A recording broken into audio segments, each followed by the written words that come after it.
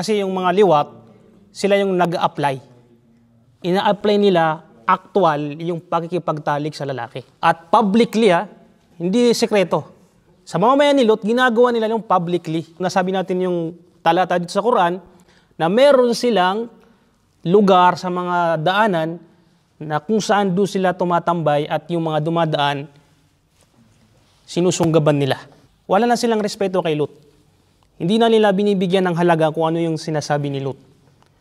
Pinuntahan nila yung bisita at gusto nilang kunin. Ngayon si Lot nakikipag-negotiate sa kanila na ito ay bisita ko. Hindi nyo pwedeng galawin dahil mapapahiya. Dapat pag bisita, ano binibigyan natin sa bisita? Respeto. Ginagalang, nagbibigay tayo ng service, yun dapat ang nangyari, di ba? Pero iba yung ginawa nila. Gusto nilang kunin ang bisita at gusto nilang gumawa ng kahalayan sa mga bisita na ito. Ngayon, nung sinasabi ni Lot na itong mga kababaihan sa lugar na to, ito ang asawa niyo sapagkat ito yung mas malinis para sa inyo. Ang sinabi ng mga mamamayan ni Lot, wala kaming nararamdaman sa mga babae. Alam mo naman, Lot, yung gusto namin, kung ano yung mahal namin. Diba? Sabi ni Lot, hunna atharu lakum. Ito yung mas mainam sa inyo, yung mga babae. Hindi namin mahal yan. Wala kaming pagmamahal sa babae. Awalam nanhaka anil alamin. Sinabi nila, ya Lot, diba matagal ka naming binalaan na huwag kang tatanggap na bisita na dayo. Sapagkat, hindi namin mapigilan ang aming sarili at makakagawa kami ng kasalanan. Ngayon, yung consequences na pagtanggap mo ng bisita, sa iyo yan. Ngayon, kukunin namin yung mga bisita mo. Nakuha nyo? Ganun sila katindi. Sila pa yung nagbabanta. Nagpakilala itong mga anghel na ito. Ya Lut, inna rusulu rabbik, lan yasilu ilaik. Sinabi nila, Lut, kailanman hindi ka nila magagalaw. Bakit? Kami ay mga anghel ni Allah subhanahu wa ta'ala. Napunta kami dito upang ibaba ang parusa sa kanila. Yung hatol ni Allah subhanahu wa ta'ala sa kanila. Khalas, finish. Huwag mo na kaming depensahan sapagkat kailanman hindi sila makakalapit sa'yo. Wala silang magagalaw dito. Ang hinihintay lang ay bababa na yung parusa na darating sa kanila. Wa ataynaka bil haqqi wa inna lasadiqun. Dumating kami dito, ya Lut, dala-dala ang katotohanan, wa inna lasadiqun, at kami ay nagsasabi ng katotohanan para sa iyo. Inna munziluna ala ahli hadhihi alqaryah rijzan minas sama bima kanu yafsukun. Kami ay magbababa ng isang malupit na parusa dito sa Luqarya, dito sa siyudad na ito, rijzan minas sama, parusa na manggagaling sa langit, bima kanu yafsukun, dahil sa kanilang mga kasalanan na ginagawa. Fa asri bi ahlika bi qit'in min al-layl. Kinakausap na ng mga malaika itong si Lut alayhi salatu wassalam. Fa asri bi ahlik biqit'in min al-layl, nagbigay lang sila ng informasyon para maligtas sila dito sa darating na parusa sa kanila.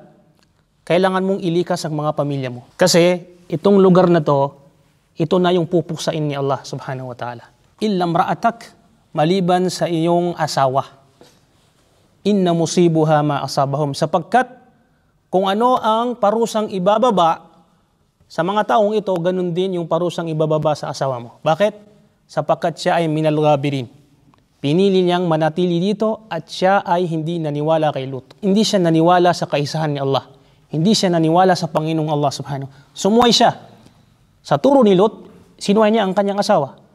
Sinalungat niya ang relihiyon o pagtuturo ng kanyang asawa, so hindi siya nararapat para sa iyo. Itong dalawang propeta na ito, si Noah at si Lut, yung asawa nila ay parehas kafirah. Hindi naniwala kay Lut at hindi naniwala kay Noah. So, dito, sinabi ng mga ulama, ang tunay na relationship ay hindi nakikita sa dugo. Ang tunay na relationship ng isang tao kung sino yung tunay na mananampalataya kay Allah. Sinabi ng Rasulullah sallallahu alaihi wasallam, tima ma'na, sa ibig sabihin ng sinabi ng Rasulullah sallallahu alaihi wasallam. Basahin natin yung hadis. Man abta'a amalahu lam yusri' bihi nasabuhu. Ibig sabihin, sino man sa inyo na nagkulang sa kanyang pananampalataya. Nagkulang. Hindi siya naniwala, hindi siya sumunod kay Allah subhanahu wa ta'ala, lam yulhiqhu nasabuhu, hindi makakatulong sa kanya kung gaano mang kalaki ang kanyang pamilya. Halimbawa, katulad ng nangyari kay Lut. Si Lut alayhi salatu wassalam, isang propeta ni Allah subhanahu wa ta'ala. Malapit kay Allah subhanahu wa ta'ala. Ngayon, ang kanyang asawa ay hindi naniwala kay Allah subhanahu wa ta'ala. At ang pagiging propeta ni Lut, hindi yung nakatulong sa kanyang asawa upang maligtas sa kabilang buhay. Hindi ibig sabihin, isang propeta si Lut at ang asawa niya ay hindi naniwala kay Allah, pwede na nang kunin. Pagdating sa kabilang buhay, gusto kong kunin ang asawa ko. Hindi makakatulong sa kanya yon. Sapagkat sinabi ni Allah subhanahu wa ta'ala, wa laysa lil insani illa ma sa'a. Wala tayong makukuha sa kabilang buhay maliban lang kung ano yung ginawa mo individually. Hindi mo masasabi na ang asawa ko propeta. Pwede akong papasok sa paraiso ni Allah subhanahu wa ta'ala. Kung wala kang ginawa na mabuti dito sa mundo, yun ang magiging resulta sa kabilang buhay. At hindi makakatulong sa iyo kung ano yung pamilya mo, sino yung tatay mo, sino yung kapatid mo, isa man yung propeta o hindi yung makakatulong sa iyo. Ibig sabihin, lahat tayo ay gagawa ng mabuti, individually. Kung ano yung ginawa natin, yun ang makikita natin. Hindi natin aasahan si ustad, hindi natin aasahan si brother. Brother, magsala ka lang dyan ha, kasi sa kabilang buhay, magkikishare ako sa iyo sa gantimpala.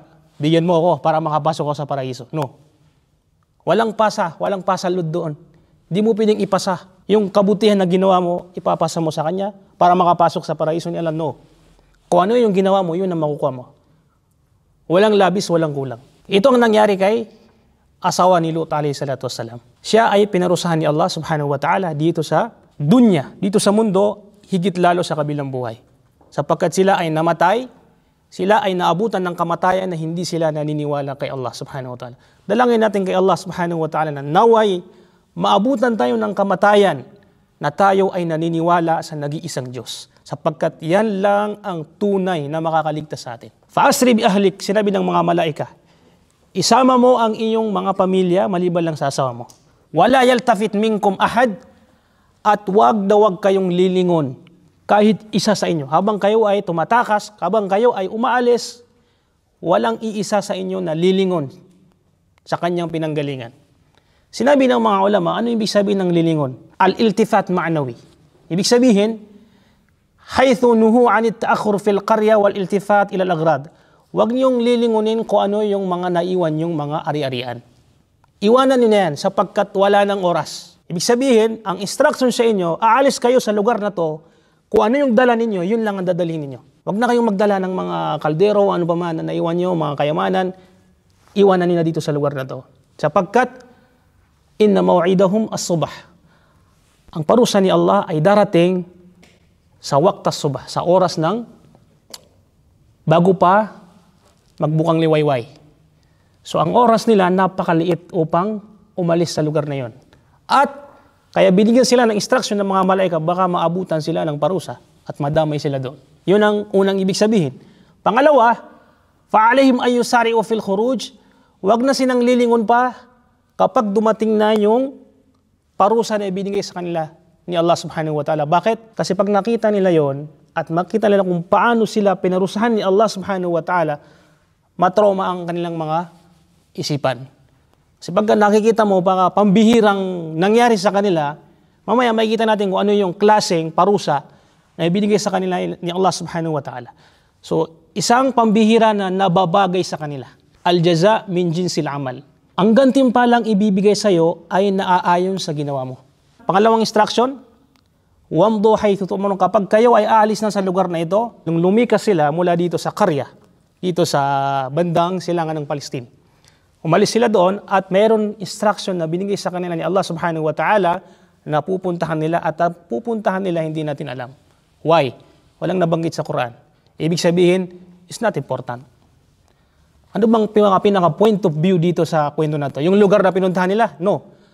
Ang pinaka-point of view ng kwento na ito ay kung ano yung naging ending ng mga taong sumuway kay Allah subhanahu wa ta'ala. Yun ang pinaka-point of view. Yun ang pinaka-summarize. Hindi yung lugar. Ano mapapala natin kung malaman natin kung saan? Pupuntahan natin? Di ba? So, ang pinaka-point of view dito, kung ano yung naging ending, kung ano yung, ito ay babala, Ito'y babala. Babala sa atin sa kakayahan ni Allah subhanahu wa ta'ala na magbigay ng parusa sa mga taong sumusuway sa Kanya, na hindi naniniwala, gumagawa ng mga kasalanan, lalo na yung mga kasalanan na napakalaki na maaaring makaepekto sa karamihan. Inna maw'idahumus subh. Sinabi ng mga malaika, ya Lut, kayo ay magmadali sapagkat malapit na dumating ang parusa ni Allah subhanahu wa ta'ala. Fa'anjaynahu wa ahlahu illa imra'atahu. Sinabi ni Allah, niligtas namin si Lut at ang kanyang pamilya maliban lang sa kanyang asawa. Itong talata na ito, napakarami sa Quran na nabanggit na niligtas niya si Lut at ang kanyang pamilya maliban lang sa kanyang asawa. Inuulit-ulit ito sa Quran upang mag-sync, may memorize natin kung ano yung ginawa ng kanyang asawa. At ang ginawa ng kanyang asawa na pagsuway sa Islam at hindi naniwala kay Lut, kailangan natin kuhanan ng aral. Qalu inna ursilna ila qaumin mujrimin illa ala Lutin illam, dito pa sa suratul Hijr, binanggit pa dito na niligtas namin si Lut at ang kanyang mga pamilya, sa lahat ng kanyang pamilya. Sino ang kanyang mga pamilya? Walang nabanggit dito, importante kabilang sa kanyang pamilya at maliban lang sa kanyang asawa na nagpaiwan dito sa lugar na ito. Fa-akhrajna man kana fiha minal mu'minin, at pinalabas namin dito sa karya, dito sa lugar na ito, yung mga hindi malalampalataya, yung mga malalampalataya kay Allah subhanahu wa ta'ala, at yun ang naging sanhi na sila ay iniligtas ni Allah subhanahu wa ta'ala. Aw ka'allahu biqaumin adaban khasan ajiban. So binaba ni Allah ang isang nakakamanghang parusa dito sa kaum ni Lut, at sila din yung pinarusahan ni Allah ng ganitong parusa. Al-ayat fi ta'dhibi qaumi Lut wa amtarna alaihim matara. Ang unang parusang binigay sa kanila ay pinaulanan sila ng isang ulan. Katulad ni Nuh, no? Umulan din, bumaha. Pero dito hindi tubig ang umulan. Umulan ng bato. Bato na may halong clay na pinatigas. Isang luwad. Nanggaling sa langit, pinaulan ni Allah subhanahu wa ta'ala ng mga bato. Wa amtarna alaihim matara fandur kayfa kana aqibatul mujrimin. Sinabi ni Allah, nung pinaulan namin ngayon, kayo na malalampalataya, tayo na nakikinig ngayon, fandur, pag-isipan natin kung ano yung mga nangyari sa kanila. At kunan natin yun ng aral. Falamma jaa amruna, ja'alna 'aliyaha safilaha wa amtarna 'alaihim hijaratan min sijilin mamdud. Nung dumating na ang aming pagpapasya, ja'alna 'aliyaha, ginawa namin yung nasa ibabaw na nasa ilalim. Ano ibig sabihin nun? Baliktad. Bakit kamo yun ang kanilang naging parusa? Kasi binaliktad nila ang gender nila. Tumugma sa kanila. So binagay ni Allah subhanahu wa ta'ala yung parusang ibinigay sa kanila. Ang tawag sa kanila sa Quran, al-mu'tafikat. Mga taong binaliktad ni Allah subhanahu wa ta'ala dahil sa kanilang kasalanan na binabaliktad nila yung kasarian na ibinigay sa kanila ni Allah subhanahu wa ta'ala. Wa amtarna alaihim hijaratan min sijilin mamdud. At itong ulan na ibinigay sa kanila, pinaulan ni Allah subhanahu wa ta'ala sa kanila, ay napakatigas na special na bato na pinaulan sa kanila. Musawwamatan 'inda rabbik. At itong bato na pinaulan sa kanila ay kasama ito sa mga tanda na dapat natin pag-isipan, mga tanda ni Allah subhanahu wa ta'ala. وَمَا هِيَ مِنَ الظَّالِمِينَ بِبَعِيدٍ. Sinabi ni Allah, itong mga ginawa ng mga tao na ito, yung kasalanan na ginawa nila, at yung parusa na ibinigay sa kanila ni Allah subhanahu wa ta'ala, hindi nalalayo na pwede kong gawin sa inyo yun kapag kayo ay hindi naniwala kay Allah. Kapag sumobra ang inyong mga ginagawa, hindi nalalayo. Ito banta. This is warning. Warning ito ni Allah subhanahu wa ta'ala doon sa mga Quraysh. Sa panahon na Propeta Muhammad sallallahu alaihi wasallam, pagbabanta ito sa kanila na kapag kayo ay hindi tumigil sa inyong pagsamba sa mga Diyos-Diyosan, yung ginawa namin kay Lut, hindi nalalayo na pwede namin gawin sa inyo. Yung Panginoon sa panahon ni Adam, si Abraham, at si Lut, sa lahat ng mga dumaan na mga propeta ni Allah, at yung mga parusang ibinigay sa kanila, yun yung Panginoon hanggang ngayon. At hindi nalalayo, sabi ni Allah, na pwede kong gawin sa inyo o ano yung ginawa namin sa kanila. Nakita natin yung flood ngayon sa Pilipinas. Napakaliit na baha eh. Di ba? Napakaliit na baha kung ikukumpara natin sa nangyari sa panahon ni Noah. Nakita natin kung gaano kalaking pinsala na dinulot na isang napakaliit. Hanggang dito lang. Nabasa natin yung sa Quran kung paano pinuksan ni Allah itong mga mamamayan ni Noah sa pamamagitan ng baha. Walang natira sa kanya. Walang natira sa kanila. Ngayon, kaya natin ito kinukwento para malaman natin kung ano yung iiwasan natin at ano yung dapat natin gawin. Isa pa sa mga kasalanan na ginawa ng panahon ni Lut, kadzabat qaumu Lut. Pinasinungalingan nila ang turo ni Lut. Sila ay gumagawa ng kasalanan na panghahalay. Pangalawa, ito yung pinakamalaki. Sila ay hindi naniwala sa nag-iisang Diyos. Kasi kung sila ay naniniwala sa nag-iisang Diyos, sila ay takot kay Allah, hindi nila gagawin ang mga bagay na ito. Kana ta'dhibuhum ala marharatain. Wa laqad sabbahahum bukratan 'adhabun mustaqir. Anna dabira haula'i maqtu'un musbihin fa akhadathum as-sayhatu musyriqin. Anna dabira haula. Ibig sabihin, itong mga tao na ito sa panahon ni Lut alayhi salatu wassalam, maqtu'un musbihin. Para silang nakapila na lahat sila ay dadaan sa parusa na walang matitira hanggang sa pinakahuling tao sa panahon na yon. Sa lugar na yon, sa pinakahuling tao, sa lugar na yon, lahat sila ay pupuksain nila at walang matitira sa kanila. Wala. Kaya nga pinalikas yung mga tao doon, yung mga naniwala kay Allah subhanahu wa ta'ala at pinasama kay Lut alayhi salatu wassalam sapagkat ang lugar na yon, walang ititira si Allah. Anna dabira haula maqtu'un musbihin. Pagsapit ng bukang liwayway, wala na sila, wipe out na sila. Fa'akhadathum as-sayhatu musyriqin.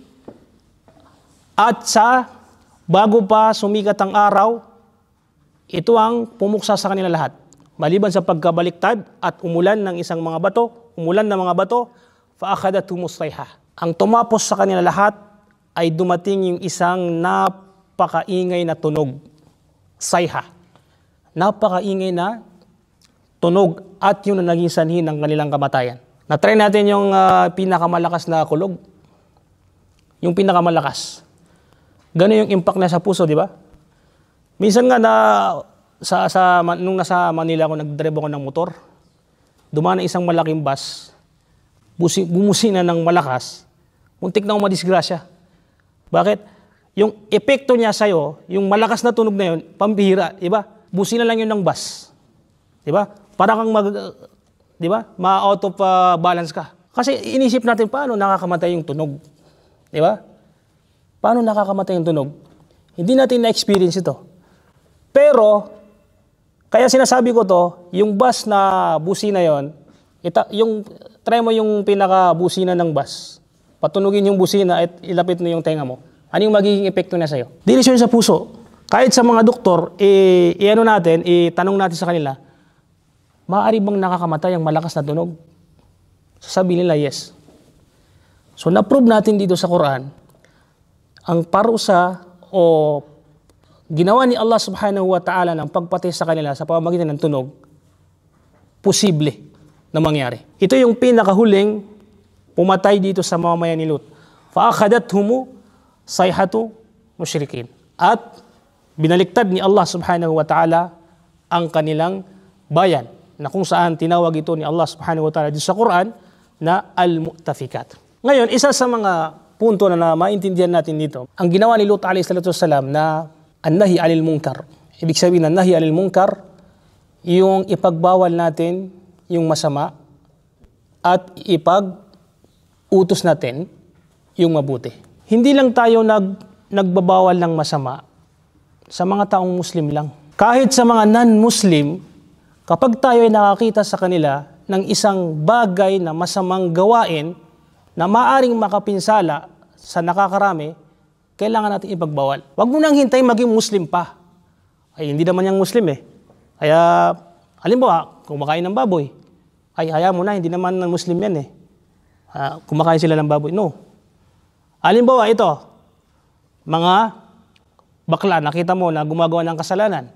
Huwag mo nang hintayin mag-Muslim para ituro mo sa kanya na ito ay masama. Si Lut alayhi salatu wassalam, nakita natin yung ginawa niya, hindi pa sila Muslim, pero ipinagbawal niya yung ganitong gawain. Bakit? Lalo na kapag ang isang gawain ng isang tao na kasama natin, halimbawa, kakilala natin, lalo na kapag ang kanyang gawain ay merong epekto sa nakakarami. Katulad ng aliwat. Meron bang epekto nito? Yung sinabi natin kanina, nung last Thursday, na pagkakaroon ng sakit ng AIDS. Sa Pilipinas, dumadami na yung kaso ng HIV. Bakit? Dumadami na yung bading eh. Dumadami na yung gumagawa ng ganitong kasalanan. So ngayon, yung sakit na HIV, may nadadama ibang tao na inosente? Meron. Tayo, magtutulungan tayo na ipagbawal ang ganitong gawain kahit hindi Muslim. Huwag mong hintayin mag-Muslim bago mo ipagbawal. Paggawa ng riba, 5-6. Pag-uutang ng 5-6, yan ay haram sa Islam. Hindi masama na ipagbawal mo kahit sa non-Muslim na sabihin mo na ito ay bawal. Bakit? Sapagkat hindi ito maganda at wala itong naitutulong sa tao. Katulad ng paninigarilyo. Halimbawa, may nakikita kang naninigarilyo sa kotse, sa sasakyan, nakita mo na hindi Muslim, pero naamoy mo, tapos yung sikan smoker, sila yung mas malaking nakukuhang sakit. So, hindi siya Muslim, huwag mong hintayin, hindi siya Muslim, kaya hindi ko sabihin kasi sa Islam lang yung bawal. No. Lahat ng ipinagbawal sa Islam, lahat yan ay nakakapinsala. Walang ipinagbawal si Allah subhanahu wa ta'ala na nakakabuti sa atin. Halimbawa, pinagbawal niya yung paninigarilyo. Pinagbawal ni Allah subhanahu wa ta'ala ang paninigarilyo. Bakit niya pinagbawal? Sapagkat nakakapinsala sa atin. Hindi na pinagbawal dahil nakakabuti sa atin. No. Katulad ng pag-inom ng alak. Bakit bawal yung pag-inom ng alak? Nakakasira sa ating isipan. Kapag nasira ang ating isa ito sa mga fundamental na kailangan alagaan ng isang Muslim, isang tao, ang kanyang pag-iisip. Bakit? Ang kanyang pag-iisip siya yung nagdadala sa iyo. Kapag nawala ang iyong pag-iisip, hindi na matino ang magiging lahat ng ginagawa mo. Ang alak ay ummul khaba'ith, ina ng mga kasalanan. Sapagkat kapag ito ay ininom mo at nawala ka sa pag-iisip, nanganganak pa ng ibang pangkasalanan na mas matindi. Kaya sa Islam, isa sa inaalagaan ng Islam ay ang ating pag-iisip. Ang pagsingot ng drugs, ang epekto niya sa utak. Pero hindi nabanggit sa Quran yung drugs yung shabu. Hindi nabanggit talaga. Ang nabanggit sa Quran, alak. Kung ano ang epekto ng alak at epekto ng shabu, parehas sila. Ibig sabihin, parehas silang bawal. Kasi kung titingnan sa material, alak na nabanggit. Pero yung epekto, parehas sila ng resulta. Kaya ito ay ipinagbawal din. Kaya kapag tayo ay may nakikitang mga tao na gumagawa ng ganitong kasalanan, umiinom ng alak, wag mong pabayaan na sila ay umiinom ng alak. Kahit non-Muslim, sabihin mo na yan ay bawal. Wag mo sabihin, bawal yan dahil bawal yan sa Islam. No. Bawal yan kasi nakakasama yan sa atin. Ang isa pang kahulugan, وَمَا هِيَ مِنَ الظَّالِمِينَ بِبَعِيدٍ, yung lugar na kung saan binaliktad ni Allah subhanahu wa ta'ala ay hindi nalalayo sa lugar ng mga Arabo. Ibig sabihin, dito lang, malapit lang. Saan yon? Sa Palestine. Ito ay nadadaanan pa ng mga Arabo nung panahon ng Quraysh, panahon ni Propeta Muhammad sallallahu alaihi wasallam. وَتَرَكْنَا فِيهَا آيَةً لِلَّذِينَ يَخَافُونَ الْعَذَابَ الْأَلِيمَ. Bakit kamo? Sinabi ni Allah, kami ay nag-iwan ng isang palatandaan dito sa lugar na ito kung saan pinuksa namin ang mamamayan ni Lut. يَخَافُونَ الْعَذَابَ الْأَلِيمَ. Ito ay banta sa mga taong may takot kay Allah subhanahu wa ta'ala. Banta sa taong mayroon umipintig sa kanyang puso na takot kay Allah subhanahu wa ta'ala. At sa mga walang takot kay Allah, baliwala sa kanila itong mga pananakot na ito na binabanggit sa Quran. Ang utos ng Propeta Muhammad, kapag dumaan ka sa mga lugar na kung saan pinuksa ni Allah, hindi ka mag-stay doon, bagkus ikaw ay maglalakad ng mabilis. Para hindi mo makita yung lugar na yun, sapagkat yun ay lugar na isinumpa ni Allah subhanahu wa ta'ala. So, hindi mo gagawing tourist spot. Subhanallah. Ito nga siguro, ito yung dahilan kung bakit dito sa Quran, walang binabanggit dito ng mga lugar. Bakit? Kasi wala tayong pinipiling lugar Ginagawa nating tourist spot, kahit yung mga lugar na isinumpa. Siguro kung nabanggit kung saan pumunta itong mga malalampalataya, kung saan sila pumunta, pupuntahan natin, gagawin nating tourist spot, pagkakakitaan. At hindi na nakalimutan natin kung ano yung aral sa Quran. Ang aral doon, kung ano yung naging ending ng mga taong makasalanan. Hindi yung lugar. Kuha natin. Ang mga Arabo, itong mga mamamayan ni Lot, nadadaanan nila. Sapagkat ang mga Arabo, sa panahon ni Quraysh, sa panahon ng Propeta Muhammad sallallahu alaihi wasallam, sila ay naglalakbay mula sa Makkah, pumupunta sila sa Sham. Sa Sham, dito sa Syria, yun ang kanilang lugar na doon sila bumibili ng mga stock at dinadala nila sa Saudi Arabia upang ibenta. So yung lugar na yun, yung daan na nadadaanan nila mismo yung lugar kung saan pinuksa ni Allah ang mamamayan ni Lot. So nakakakita sila doon ng aral. Nakikita nila yung mga ebidensya kung paano pinuksa ni Allah subhanahu wa ta'ala yung mamamayan ni Lot pero hindi nakakabigay benepisyo sa kanila. Bakit? Kasi matigas ang puso nila, hindi sila naniwala. Sinabi natin kanina, isang pinagpala ni Allah ang isang tao na makarinig lang ng isang talata ni Allah subhanahu wa ta'ala, salita ni Allah, lumalambot na ang kanyang puso. At yung taong narinig niya kahit 1,000 talata, pananakot ni Allah subhanahu wa ta'ala, hindi nakakapagbigay benepisyo sa kanya, hindi siya nagkakaroon ng takot, ibig sabihin, sila ay mga taong tinakda ni Allah subhanahu wa ta'ala na hindi makakapagbigay benepisyo sa kanila itong mga aral.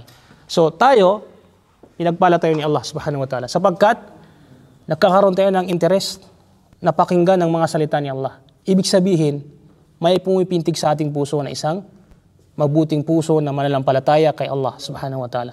Hindi natin tinitingnan yung bilang, kakaunti lang tayo, ganito ganyan, no. Mula kay Prophet Nuh, sa lahat ng mga dumaan ng propeta, narinig natin doon, di ba?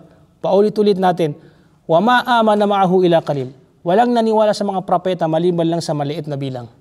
So hindi nakikita sa bilang. Kung sino yung nasa tamang landas, sila yung mga taong pinagpala ni Allah subhanahu wa ta'ala. Kita niyo yung nag-viral sa video, mga bro? Yung isang waiter. Di ba? Tinawag niyang sir ang isang bakla. Pero yung bakla na yon mayaman.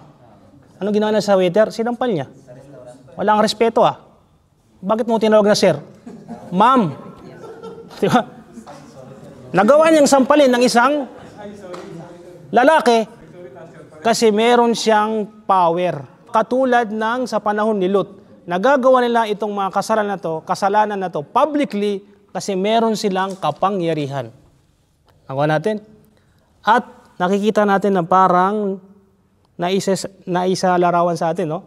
Nauulit yung panahon ng mga naunang panahon. Yung mga kasalanan sa mga naunang panahon, nakikita natin ngayon sa kasalukuyan. Kaya, dapat tayong maghanda. Dapat natin palakasin ang ating paninindigan, ang ating pananampalataya. Huwag tayong pagagapi. Dapat hindi tayo matalo sa ganito. Kahit wala tayong lakas, kailangan din natin kahit salita, sabihin natin na ito ay masama. Kapag tayo ay nakakita ng ganito, kahit kaibigan natin, wallahi karapatan nila sa atin na sabihin na ang kanilang ginagawa ay masama. Huwag natin silang ito-tolerate. Minsan may mga kaibigan tayo na may ganitong sakit. Pero hindi natin nahihiya tayong sabihin. Bro, anong ginagawa mo? May narinig ka kung ganito ganyan. Ayaw mong i-open up eh. So paano mo matutulungan ng isang tao na kunin sa kadiliman at ilagay sa liwanag kung hindi mo uumpisahan? Hindi ito biro na kasalanan. Ito ay napakatinding kasalanan. At tayo ay natatakot kay Allah na bumaba yung parusa at madamay tayo.